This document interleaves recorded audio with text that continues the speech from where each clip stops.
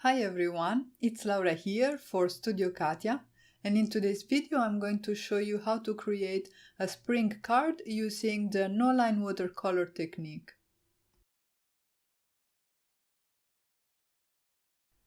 I'm going to work on an A2 sized sheet of Canson XL watercolor cardstock that I die cut with the Darling Ribbon and Frames dies. The stamp set I'll be using today is the Blooming Bunch stamp set with this gorgeous floral image, which I stamped on my panel on the bottom right corner as well as on the top left corner.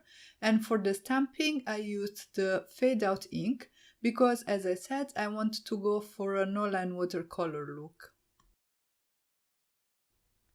Before going ahead and painting the florals, I decided to create an underpainting, which means I am basically laying down a first layer of color on my panel before I go in and do some more detailed watercoloring. I wet the panel with some clean clear water and then I'm going to drop in my Distress inks. And I diluted the Distress inks quite a bit because I want just a very soft layer. And I'm not worrying about staying within the lines. On the contrary, I want this color to seep through and cover part of the areas between the florals. And in each area, I'm going to drop in a Distress ink in the color that I want to use for the actual painting later on. So for this first flower on the top left corner, I used Distress ink in Festive Berries. And for the leaves, I am using Distress ink in Crushed Olive. Because red and green are complementary colors, you have to be careful not to mix them too much, otherwise you're going to end up with a muddy brown on your panel.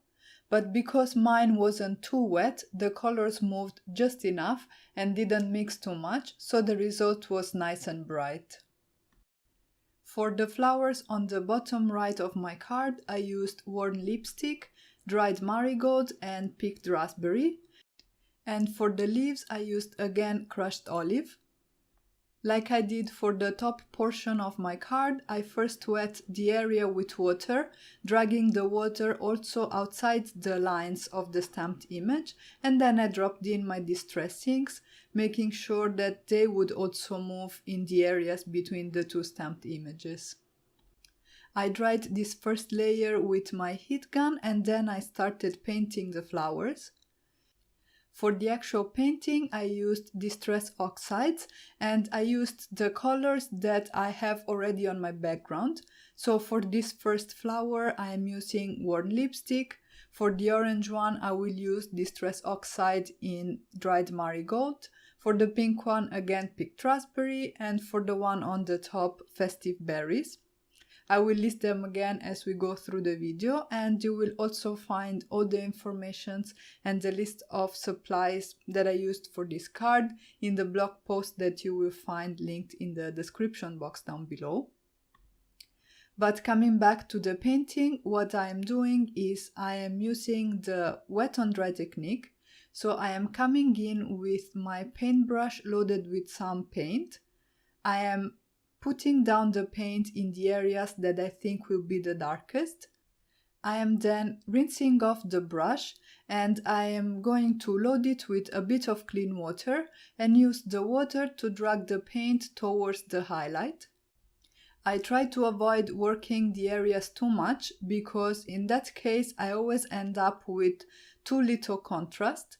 So you have to trust your watercolors, and if you're not satisfied with the result, you can always come in later with a second layer of color. Also, I wanted to mention that the reason why I used Distress inks for the underpainting and Distress Oxides for the painting is that Distress inks are more transparent than Distress Oxides because they do not have the pigment component to them. So I thought they would work best for the underpainting that has to be subtle and I want to be able to layer paint on top of it. Whereas for the actual painting I used Distress Oxides because I really like the look they get when they react with water.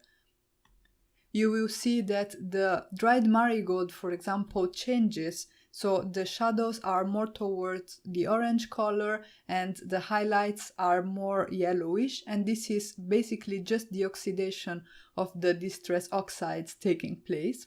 And this is something I wanted to take advantage of for today's painting. The way in which I'm shading the flowers is I am adding the paint at the base of the petals and then I am blending it outwards so that the tips of the petals are the lightest parts. I just go petal by petal and add my shading and then move on to the next one. And something you want to pay attention to in order to avoid bleeding is not to paint two adjacent areas one right after the other.